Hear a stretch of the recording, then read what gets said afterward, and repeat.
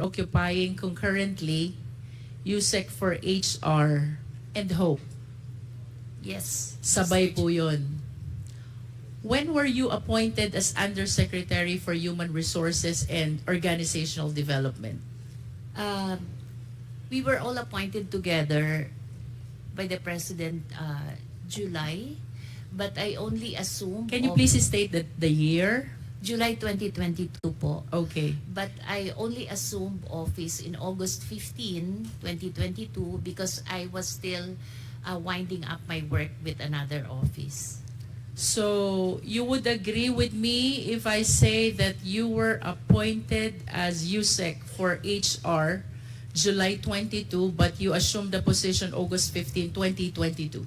Yes, With Mr. respect to Chair. your appointment as head of procuring entity, kailan po kayo na-appoint? That's February 2023. February 2023. Let's go back to your appointment as USEC for HR. From August 15, 2022, kayo po ba ay pinaakyat din ni ASEC Sunshine to receive this envelope which you refused to open? Not on 2020. I don't recall 2022. We have we have gifts on December, but I don't recall a monthly thing before that. In other words, from August 15, 2022, that is the date of your appointment as USEC for HR, until before February 2023, which is your appointment as head of procuring entity, you are not receiving any envelope from ASEC Sunshine. No. And you will confirm that this envelope started only when you were appointed as head of procuring entity. It's actually not very clear to me anymore, but I recall we also received some amounts in 2022, but it's very vague to me anymore. So, and then I don't have the envelope.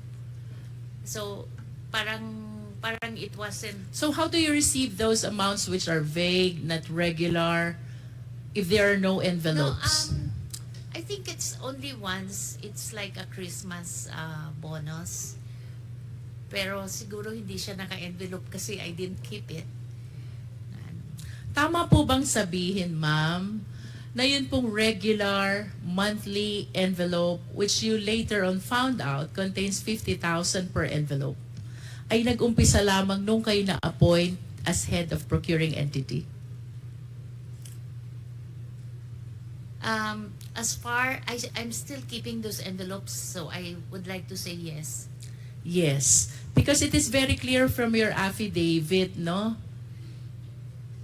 This envelope started in February and ended in September of 2023. And earlier you said kayo po'y na-appoint bilang HOPE noong February 2023. And prior to that, since your appointment in August 15, 2022, wala kayong nare-recall regular envelope which you were receiving from ASEC Sunshine. Can you please enlighten us? What is with HOPE?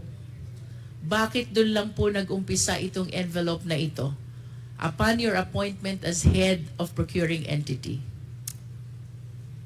It's a very difficult task, especially for someone who has not tried to be one before. Parang it's an area that I really evaded all my entire government life. But there's just too many already pending procurement at that time. So when I was asked if I could be designated as the HOPE, I first refer them to other people who are seasoned in procurement, like sina Yusek Rebsi, but Yusek Rebsi was already too preoccupied with operations. So I finally accepted the position, and it was difficult because I have to study the procurement law, and I was given I had a lawyer and someone who's already a retiree to review the documents with me when we signed the contracts. And I had commitment from when I accepted the post. I made it a family decision, you know.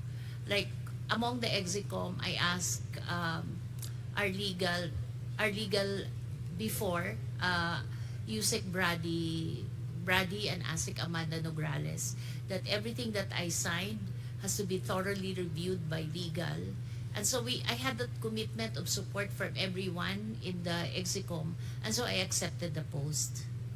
In brief, ma'am, can you please enlighten us? Why do you say na mahirap, difficult ang position ng Hope? Because you have to you have to look through all the documents, and it's like Which documents, ma'am? everything that goes through the bidding process. I am not part of the bidding process itself, but on the time that I was appointed, I was the one tasked to form the structure of who's chair for BAC 1, BAC 2. So I spoke to all the people which I know I will have comfort to chair specific committees at specific BAC. But the process of bidding, I'm not part of it, because you have to maintain you have to make sure that you're not enmeshed with the process itself, but you're just reviewing to make sure that the vice president secretary is protected with everything that I signed, because it's a delegated function. In other words, she's supposed to be the hope. In other words, ma'am, you're the person who check all the documents coming from BAC before the vice president signs or approves. No, I signed because You sign for the... I have to sign because I'm the one the hope signs. It's delegated to me already. And you will agree with me if I would say na you consider it difficult because it concerns matter about procurement and bidding, Yes. where there are a lot of issues surrounding, sometimes And it's just issues too about many. bribery and corruption. You agree with me?